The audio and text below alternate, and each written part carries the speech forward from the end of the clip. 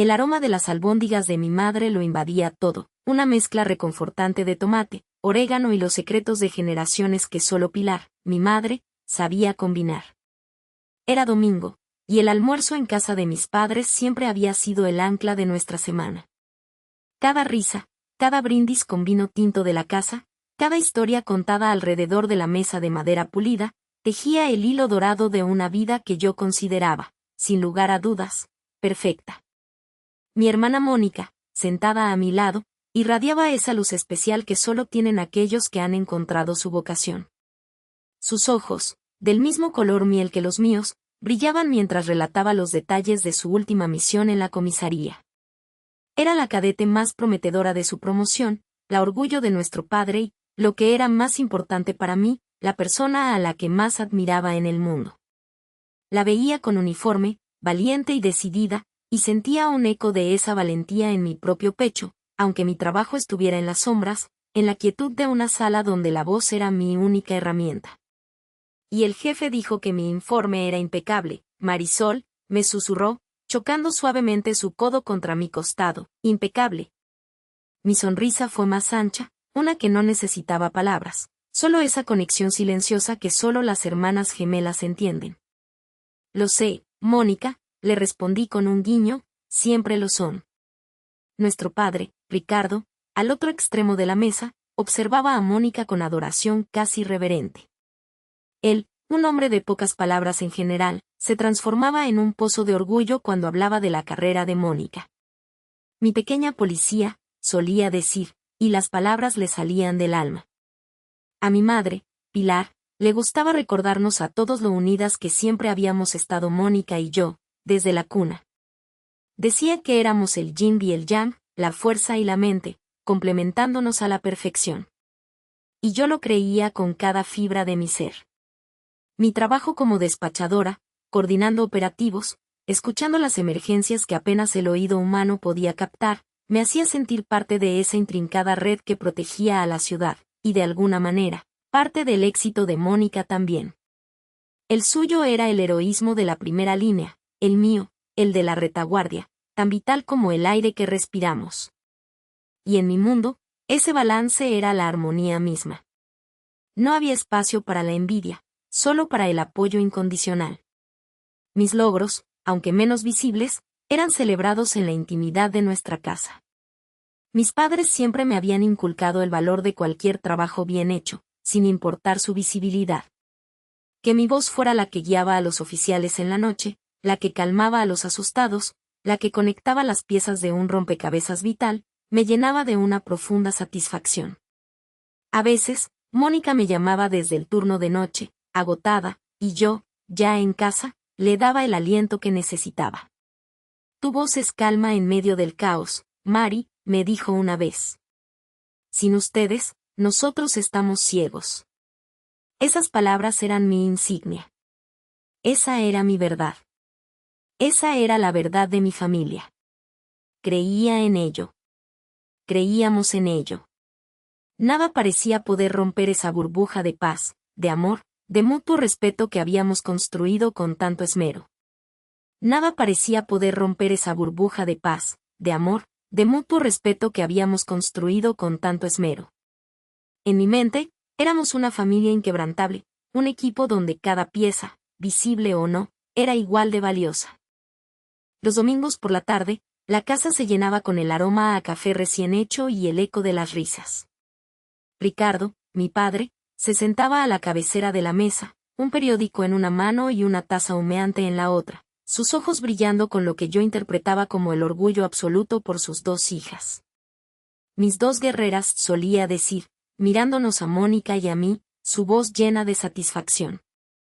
Una en la calle, valiente y fuerte, y la otra, la voz que las guía desde la retaguardia.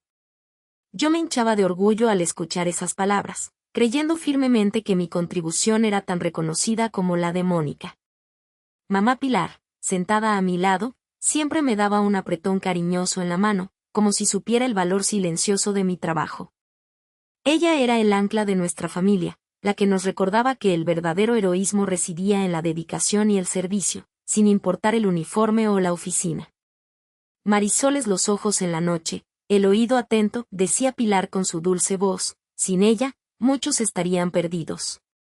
Y mi padre asentía, quizás sin comprender del todo la profundidad de esas palabras, pero al menos, asintiendo.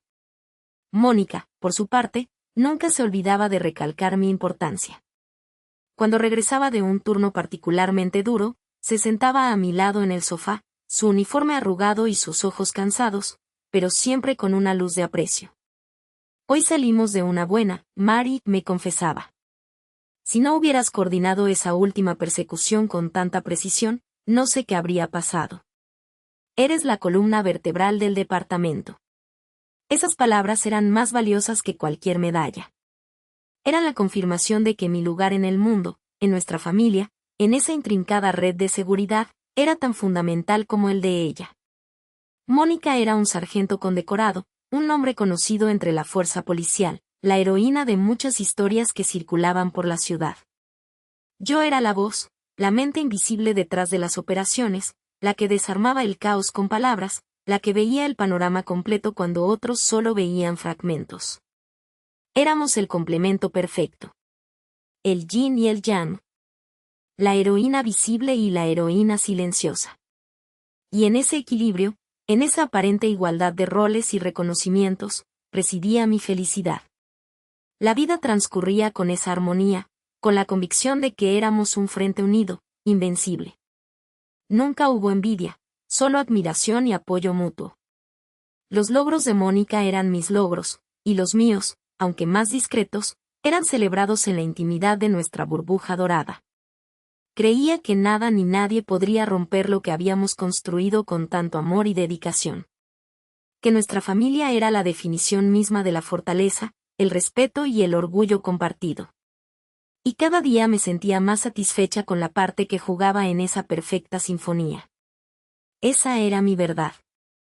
Esa era la verdad de mi familia. Creía en ello. Creíamos en ello. La vida, sin embargo, es una partitura compleja, y hasta en la sinfonía más perfecta, a veces se cuelan notas disonantes. Al principio, era apenas un susurro que elegía conscientemente ignorar. Con el ascenso de Mónica en la jerarquía policial y el aluvión de condecoraciones, mi padre, Ricardo, se hinchaba de orgullo. Mi sargento Mónica, siempre al frente, arriesgando el pellejo por la gente, solía decir en reuniones familiares, su voz vibrando con admiración. Esa sí es una carrera, Marisol. El reconocimiento, los titulares. Eso es algo. Mi madre, Pilar, o incluso la propia Mónica, intentaban equilibrar la balanza. Pero papá, intervenía Mónica, sin Marisol en comunicaciones, coordinando cada movimiento, esa operación no habría sido posible. Ella es el cerebro invisible.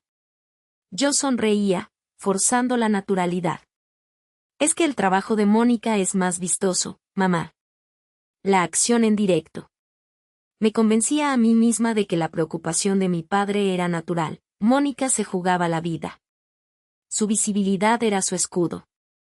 Pero los comentarios sutiles no cesaban. ¿Y tú, Marisol?, me preguntaba mi padre en otra ocasión, mientras veíamos a Mónica recibir otro premio. Sé que el trabajo de despachadora es importante, muy importante, en su sitio. Pero no es lo mismo, ¿verdad?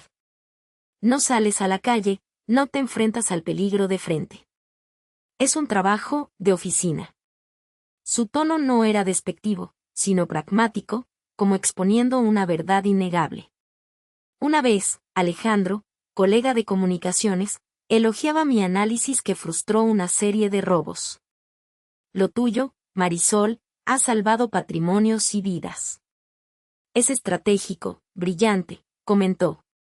Mi padre, con una sonrisa ausente, interrumpió con efusividad, pero si Mónica la semana pasada persiguió a unos ladrones que se llevaron un banco entero, en persona.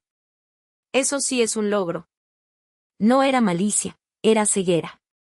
Una incapacidad para ver mi valor más allá de lo superficial, de lo rimbombante. Mi contribución parecía ser un mero telón de fondo para el brillo de Mónica. Me dolía, una espina diminuta. La ignoraba, la barría bajo la alfombra de la preocupación paterna, de la comprensión de que mi trabajo no era tan glamuroso. El brillo de Mónica era orgullo para todos, y yo no empañaría esa luz con mis insignificantes inseguridades. Creía proteger no solo la imagen de mi padre y la relación familiar, sino también mi propia paz. No sabía que era precisamente esa disonancia ignorada, esa pequeña mentira que me repetía, la que preparaba el terreno para el verdadero golpe, el que no tendría justificación posible. Meses se arrastraron con el peso de un luto que se negaba a ceder. Cada día, la ausencia de Marcos era un eco más fuerte en cada rincón de la casa. Mi hermano, el héroe, el ángel de la guarda de la familia, había caído en acto de servicio, dejando un vacío inmenso. No había sido solo la familia quien lo sintió, la ciudad entera, a la que había jurado proteger, lloraba con nosotros. Yo, Marisol, sentía su pérdida con una profundidad que pocos entendían. Marcos era el único que, a veces, veía más allá de Mónica, el único que me había dicho una vez: tus ojos ven lo que nadie más ve, Marisol. Eso también salva vidas. Su muerte me dejó huérfana de esa escasa validación. A pesar del dolor, un frío cálculo ocupaba mi mente los días previos a la conmemoración pública. La policía había organizado un evento solemne, una emotiva despedida a su compañero caído, a nuestro Marcos. La prensa estaría allí, los dignatarios, una multitud de ciudadanos conmovidos. Sería un escenario, no solo para honrar a mi hermano, sino para que mi familia, particularmente mi padre, reafirmara su posición, su dolor público, su conexión con el heroísmo que tanto valoraba. Yo sabía mi lugar, en silencio, junto a mis padres y Mónica, una figura más en la exhibición del dolor. Pero mi conciencia, a la que había silenciado por tanto tiempo, comenzaba a revelarse. La pequeña espina se había enquistado, y el veneno de la verdad comenzaba a correr por mis venas. El día llegó envuelto en un cielo gris, como si la propia ciudad compartiera nuestro pesar. La explanada frente a la jefatura de policía estaba atestada. Un mar de uniformes azules, algunos de gala, otros con la mirada ausente del que ha visto demasiado. Las cámaras de televisión brillaban bajo la luz opaca, capturando cada gesto, cada lágrima. El aire estaba cargado de solemnidad, de ese respeto reverente que se reserva a los mártires. Nos sentamos en el escenario central, mi madre, Pilar, con la cabeza baja, aferrada a la mano de mi padre, Ricardo. Mónica, a su lado, mostraba una dignidad serena, la policía ejemplar que era incluso en el duelo. Yo, la tercera en fila, me sentía como una sombra, una pieza necesaria pero invisible en este tableau de dolor familiar. Las palabras de los oradores se fundían en un zumbido: héroe, sacrificio, valentía indomable. Cada elogio a Marcos era un recordatorio de lo que mi padre admiraba, lo que yo, en su visión, nunca podría ser. Agarré mis manos, mis nudillos blanqueados. Sentía una curiosa mezcla de orgullo por mi hermano y una punzada de amargura por la ceguera de mi padre. Cuando Ricardo se levantó para hablar, su voz, aunque quebrada por la emoción, resonó con la autoridad de quien ha sufrido una pérdida profunda pero honorable. Describió a Marcos como su gran orgullo, el hijo que vivía y moría por el deber. Al finalizar, el aplauso fue ensordecedor. La gente se detuvo en su mirada, en la mirada de Mónica, su otra hija policía. Recuerdo su brazo rodeando a Mónica con fuerza al bajar, como si la gloria de Marcos se transfiriera por contigüidad. Cuando pasaron cerca de nuestra silla, una periodista se acercó, el micrófono extendido. Señor Ricardo, inquirió con voz suave, ¿es usted el pilar de una familia de héroes? ¿Su hijo Marcos, su hija la detective Mónica, tiene más hijos en la fuerza? Mi padre, con una sonrisa amplia y triste, se giró hacia mí, un gesto automático y vacío. Oh, sí, dijo, como si acabara de recordar mi existencia en ese contexto. Su mirada apenas se detuvo en mí, ya buscando a Mónica de nuevo. Marisol, ella es, bueno, ella trabaja en la policía también. Hizo una pausa, su sonrisa se contrajo ligeramente. Pero ella es solo una despachadora. La frase, soltada con una naturalidad demoledora, Flotó en el aire, una bofetada helada en el silencio solemne.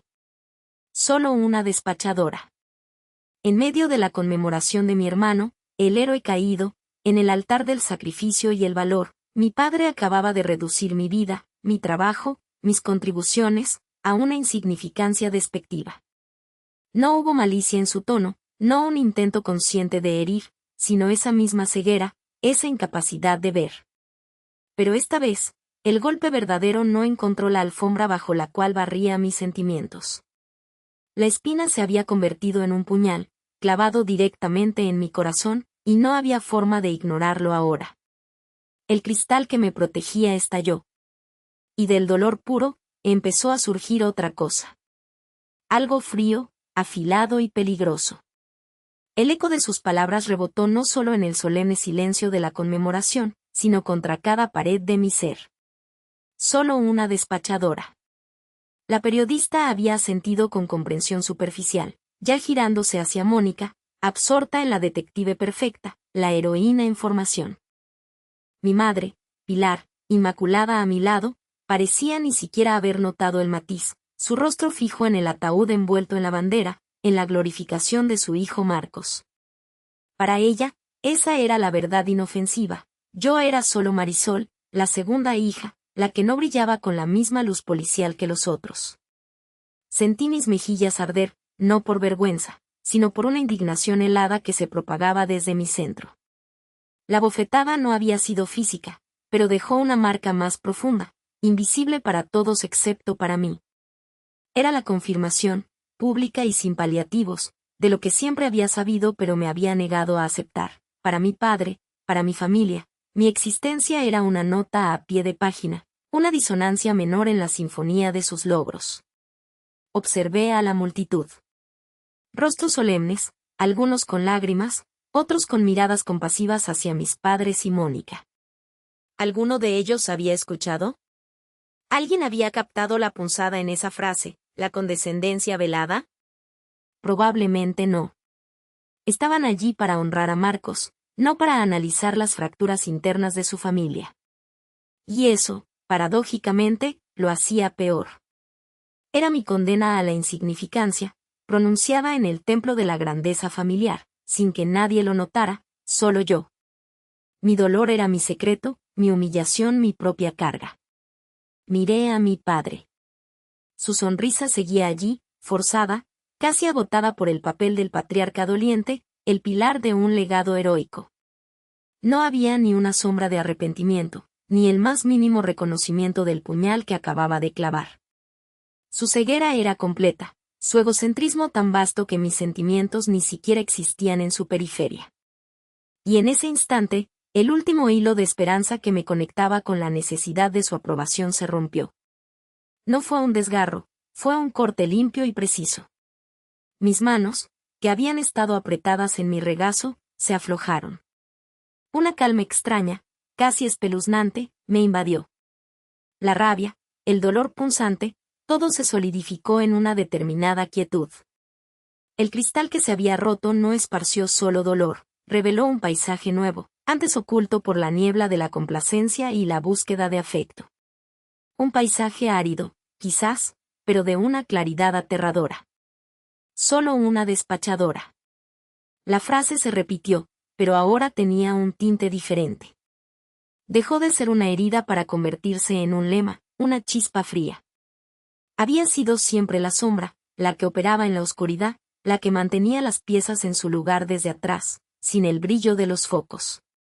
Mi trabajo en emergencias era sobre eso, la coordinación invisible, las decisiones rápidas que salvaban vidas sin que nadie supiera quién las tomaba. Era mi fuerza, mi silenciosa competencia. Y él, en su ignorancia, lo había despreciado. Sentí una imperceptible mirada a mi izquierda. Alejandro, sentado un par de sillas más allá, su rostro grave, sus ojos oscuros por el luto, pero su mirada se posó en mí, solo un instante. En esa fracción de segundo, noté una comprensión silenciosa, una compasión que no buscaba consolar, sino simplemente, ver. Él, el único que conocía la verdadera Marisol, la que escuchaba el pulso de la ciudad a través de las líneas, la que sostenía vidas con su voz y sus instrucciones. Pero incluso su comprensión, en ese momento, no podía disipar la helada determinación que acababa de nacer. Ya no había un nosotros. Solo yo. Y ese yo acababa de ser desechado públicamente, declarado insignificante. Pero la despachadora conocía la red, los invisibles hilos de poder que conectan todo en la ciudad. El dolor se había agotado, dejando paso a una frialdad calculada. Ellos me querían invisible. Perfectamente. Porque una sombra puede moverse sin ser vista. Y una despachadora, una vez que decide cambiar las coordenadas, puede redirigir destinos de formas que nadie espera. Mis labios se curvaron, apenas imperceptiblemente, en lo que podría haber sido una sonrisa, o quizás, el presagio de un invierno largo. El juego, mi querido padre, acababa de empezar. Y yo, solo una despachadora, tenía acceso a todas las líneas. La frialdad calculada no era aún una armadura completa. Mi mente, aunque teñida por el naciente invierno de la venganza, todavía buscaba un mínimo resquicio de luz. Mis ojos, apenas sin mover un músculo del cuello, se desviaron de mi padre, Ricardo, para posarse en el rostro de mi madre, Pilar.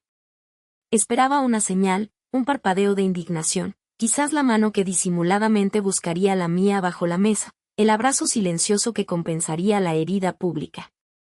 Ella estaba allí, a pocos asientos de distancia, su perfil iluminado por el tenue reflejo de la pantalla que proyectaba la imagen de mi hermano, el héroe. Su mirada, sin embargo, no encontró la mía.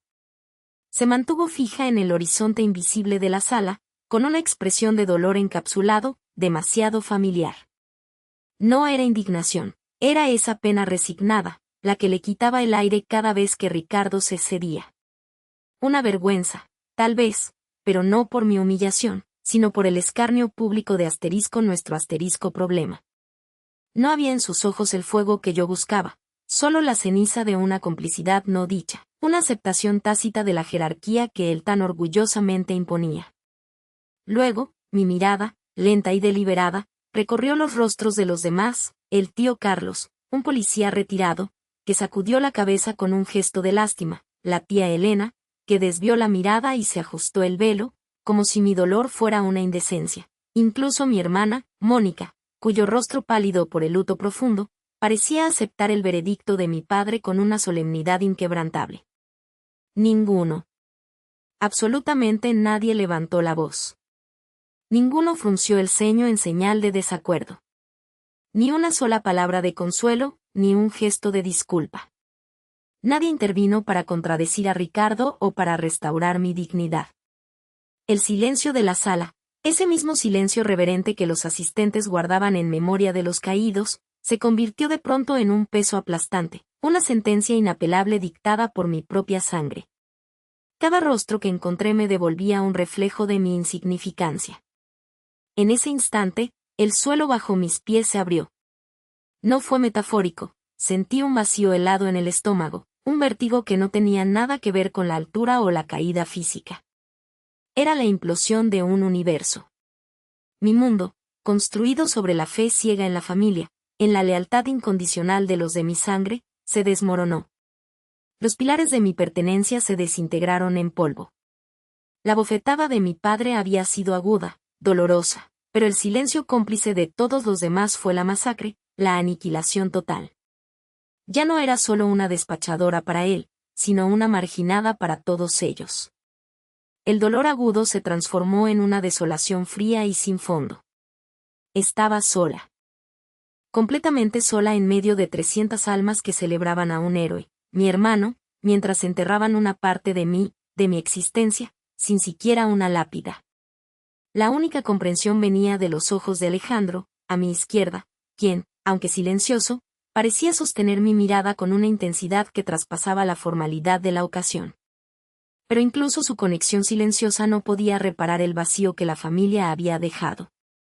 No había lágrimas, solo un abismo. Y en ese abismo, la semilla de la venganza encontró su nutrición más oscura. El eco de las palabras de mi padre resonaba en los pasillos vacíos de nuestra casa, un estigma invisible que se adhería a mi piel. Tras la conmemoración de mi hermano Mónica, el silencio no fue un bálsamo, sino un veneno lento. Era un silencio cargado de juicios no verbalizados, de miradas esquivas. Pero pronto, esa quietud se rompió, no para enmendar el error, sino para ahondar la herida. Las llamadas de mi madre, Pilar, se hicieron cada vez menos frecuentes, y cuando llegaban, era como si una capa gélida envolviera su voz. Marisol, tu padre tiene razón, me soltó un martes cualquiera, mientras yo intentaba describirle un día particularmente exigente en la central. Ese trabajo tuyo ha sido siempre una distracción. Ya es hora de que madures, que busques algo más estable, más acorde con nuestro apellido. Sus palabras eran como agujas heladas, clavándose no en mi profesión, sino en mi propia valía. Era una insinuación fría, directa, de que mi vida entera, lo que yo consideraba mi pasión y mi servicio, no era más que un pasatiempo infantil. Mi padre, Ricardo, no se anduvo con rodeos.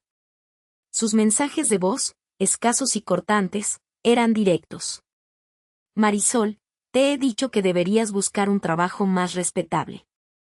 ¿O es que no entiendes la importancia de la estabilidad?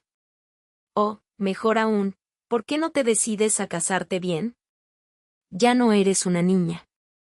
Tu hermano Mónica lo habría entendido, habría querido lo mejor para ti. Su voz, tan familiar, se había transformado en la de un fiscal, cada sílaba un martillazo sobre los restos de mi autoestima. No era una sugerencia, era una orden, una condena. Mi identidad como despachadora, como salvavidas invisible en la oscuridad, para él era una vergüenza, un fracaso personal. La misma labor que me conectaba con el espíritu heroico de Mónica era lazo que me ahogaba a los ojos de mi padre. Cada conversación se convertía en un juicio sumario. Si mencionaba un logro, era minimizado. Si compartía una frustración, era mi culpa por elegir ese camino. La cumbre de su desprecio llegó cuando, agotada de la constante crítica, intenté expresarles el dolor que me causaban sus palabras. Me escucharon con una paciencia impostada, para luego sentenciarme: Marisol, estás siendo demasiado sensible. Siempre buscas drama donde no lo hay. Tu hermano Mónica era fuerte, y tú, pareces empeñada en victimizarte. Esto es por tu bien. Demasiado sensible. Buscando drama. Esas frases, pronunciadas por las personas que debían amarme incondicionalmente, se grabaron a fuego en mi mente. No solo deslegitimaban mis sentimientos, invalidaban mi existencia, mi percepción de la realidad. El dolor agudo de la conmemoración se había transformado en una tortura diaria, una lluvia ácida que corroía mi alma. Ya no había un atisbo de comprensión, ni una pizca de empatía. Estaba sola, arrojada a un páramo desolado en el corazón de mi propia familia. El vacío que sentí aquel día en la sala no era una implosión, sino la expansión de un abismo que me engullía por completo, alimentando, en su oscuridad, la semilla de la venganza con un odio frío y calculado. La desesperación se transformó en una claridad brutal. Si no había lugar para mí en su mundo, construiría uno solo para ellos, donde mi valor sería la medida de su caída. El eco de sus palabras resonaba en mi cabeza, una sinfonía macabra que ahogaba cualquier otro sonido. Demasiado sensible. Siempre buscas drama. Mónica era fuerte, y tú, pareces empeñada en victimizarte. Eran frases cinceladas con un cincel invisible en la bóveda de mi cráneo, recordatorios constantes de mi insignificancia. Lo que antes había sido tristeza se solidificó en una losa de cemento que me aplastaba, impidiéndome respirar, moverme. Mi departamento, antes mi refugio, se transformó en una celda oscura y desordenada. Las cortinas permanecían cerradas, los platos se acumulaban en el fregadero, y la ropa se desparramaba sin pudor por el suelo, testimonios silenciosos de mi rendición ante la vida. Me levantaba solo cuando era estrictamente necesario, y cada movimiento me costaba un esfuerzo titánico. La sensación era como si una densa niebla hubiera invadido mi mente, volviendo cada pensamiento lento, cada emoción pesada. El hambre desapareció, el sueño era esquivo y fragmentado, poblado por pesadillas recurrentes donde las voces de Ricardo y Pilar me perseguían, reduciéndome a nada. En el trabajo, mi rendimiento se desplomó drásticamente. Mi mente, que antes operaba con la precisión de un reloj suizo, se había vuelto un laberinto confuso.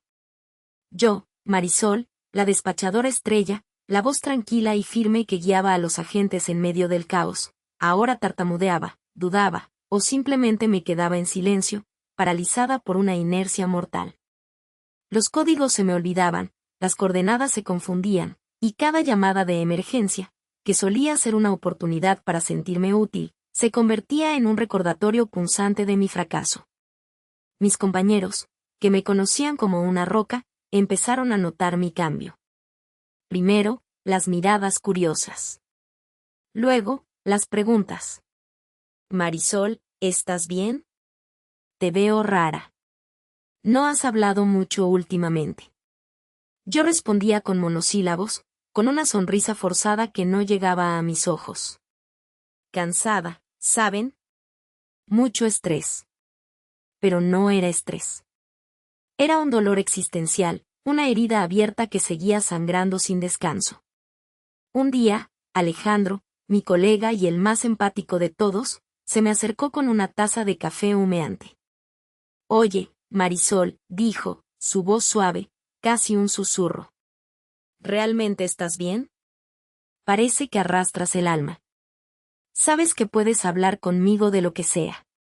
Lo miré, sus ojos llenos de una genuina preocupación. Por un instante, sentí el impulso de desahogarme, de gritarle la magnitud de la traición, el cómo mi propia familia había pisoteado mi vocación, mi identidad, mi existencia. Quise explicarle que no era solo cansancio, que era la sensación de que el mundo se había vuelto contra mí, y que las personas que debían sostenerme me habían dejado caer en el abismo. Pero las palabras se atascaron en mi garganta, secas y dolorosas. ¿Cómo explicarles a ellos, que salían a jugarse la vida cada día, que mi dolor residía en que mi padre me llamara simplemente una despachadora? ¿Cómo hacerles entender que su desprecio había aniquilado lo que yo creía ser? Bajé la mirada. Estoy bien, Alejandro, en serio. Solo, un mal momento. Gracias por la preocupación. Lo vi suspirar, la decepción velada en sus ojos, pero asintió y se alejó. Mis amigos de fuera del trabajo siguieron el mismo camino. Los mensajes de texto se volvieron intermitentes, las invitaciones a salir rechazadas una y otra vez. Eventualmente, las llamadas cesaron. No los culpaba. ¿Quién quiere estar cerca de alguien que irradia tanta oscuridad, que se niega a abrirse, que parece haberse rendido? Me aislé, construyendo muros invisibles a mi alrededor, tan altos y gruesos que nadie podía ver el infierno que ardía en mi interior. La vocación policial, que había sido mi norte, mi razón de ser, se había desdibujado. Las palabras de mi padre se incrustaron como un virus maligno. ¿Solo una despachadora? Sí, para ellos, era solo eso. Mi identidad, construida con tanto esfuerzo y pasión, había sido dinamitada por mi propia sangre. Me sentía vacía, hueca, como una carcasa sin alma. La Marisol que conocí, fuerte y decidida, había desaparecido, sepultada bajo los escombros de la traición familiar. Lo único que quedaba era el eco de un odio frío y calculador, una promesa latente que, por ahora, yacía dormida bajo el peso de mi depresión incapacitante. Estaba en el fondo, y el aire era gélido. No había más que desesperación y la certeza de que mi vida, como la conocía, había terminado. El eco de las palabras de mi padre seguía martillándome la mente, un mantra de insuficiencia que resonaba en el vacío de mi alma. Los días se fundían en noches sin que yo distinguiera la diferencia. Las persianas echadas, la cama como único refugio, el silencio como cruel compañía. Cada llamada era un sobresalto, cada mensaje una punzada de ansiedad, hasta que dejaron de llegar. Mis amigos, agotados de mi oscuridad, se desvanecieron como fantasmas. Me había vuelto invisible, incluso para mí misma. La Marisol de antes, la que soñaba con la justicia y el uniforme, se había desintegrado. Una tarde, mientras la penumbra invadía mi habitación, el timbre del teléfono me sacó de mi letargo. Era él. Ricardo. Su nombre en la pantalla se sentía como una amenaza. Dudé en contestar, pero una extraña, morbosa curiosidad me impulsó a deslizar el dedo. Marisol, su voz era tan fría y distante como me la recordaba, sin rastro de calidez paterna. Te llamo para informarte que la lectura del testamento de Marcos será el próximo martes. Mi corazón dio un vuelco. Mi hermano. El nombre me trajo un atisbo de dolor, un recuerdo de lo que se había perdido. En el fondo, una diminuta esperanza se encendió. Tal vez, en su muerte, Marcos, mi hermano ausente en vida, me había dejado algo, un reconocimiento, un vínculo. Una estúpida esperanza. Estaremos en el bufete del doctor Salazar a las 10 en punto. Continuó, y el siguiente aliento me heló la sangre. Por supuesto, tú no estás invitada. La frase cayó como una guillotina, cortando cualquier hilera de esperanza. La voz de Ricardo se endureció, tornándose áspera, cargada de resentimiento. ¿Qué harías tú allí? ¿Con tu estado? ¿Con tu situación? No queremos distracciones en un momento tan delicado. Mis labios temblaron, pero no salió sonido alguno. Me sentí como si me hubieran abofeteado, no una, sino 100 veces. Además, añadió, y su tono adquirió una velada amenaza que me erizó los vellos de la nuca. Tu madre y yo hemos estado discutiendo seriamente el futuro de la casa familiar. No puedo permitir que este estado de abandono en el que te has sumido, esta farsa de tu trabajo inútil en la central, afecte la herencia de Mónica. La casa es nuestra única vía de escape si las cosas no mejoran. Mi garganta se cerró. La casa familiar. No era solo un edificio, era el santuario de mi infancia, el lugar de mis pocos recuerdos felices con Marcos, el último vestigio tangible de una vida que ya no existía. Era la conexión a mis raíces, a una versión de mí misma que había amado y que ya no podía encontrar. Así que quiero que lo tengas muy claro, Marisol. Su voz se volvió un susurro gélido, más destructivo que un grito. O enderezabas tu vida, dejabas de revolcarte en esa lástima y esa porquería de ocupación, y vuelves a ser alguien que podamos llamar nuestra hija con orgullo, o nos veremos obligados a vender la casa. Será la forma de asegurar el futuro de Mónica. De no verte más en este estado lamentable. Colgó. El silencio que siguió fue diferente. No era solo soledad, era la aniquilación total. Me había despojado de mi hermano, de mi identidad, y ahora, en un giro cruel, amenazaba con quitarme el único lugar físico donde mi alma aún podría encontrar consuelo. Mi valía no solo había sido cuestionada, había sido erradicada. No era solo una despachadora, ahora, para ellos, yo simplemente no existía. Me había convertido en un estorbo, una vergüenza, un parásito que debía ser extirpado. No había un fondo más profundo que este. El frío gélido de la desesperación me envolvió por completo, y por primera vez, sentí el peso real de estar completamente despojada de mi lugar en el mundo.